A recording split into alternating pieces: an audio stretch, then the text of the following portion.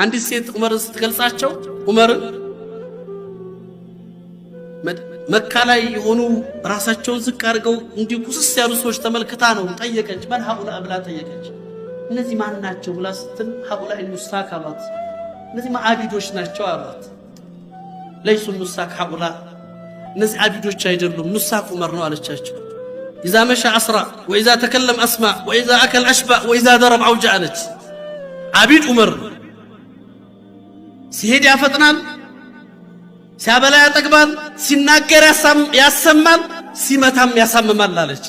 አቢድ ያየነው ዑመር ነው አለች። ኢባዳ እነሱን ቁዋ እንዲህ አላህ የሰጣቸው ሀይባ እኮ። አንድ ቀን ዑመር እንደዚህ እየመጡ ሲሄዱ መንገድ ላይ ልክ ገና ከርቀት ሲመጡ ሰዎች መንገድ ይለቃሉ።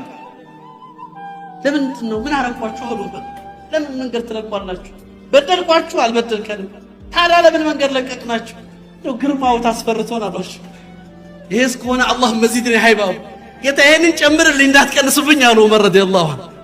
ሳልበድላችሁ ምንም ያ ከሆነ አላህ ቁዋ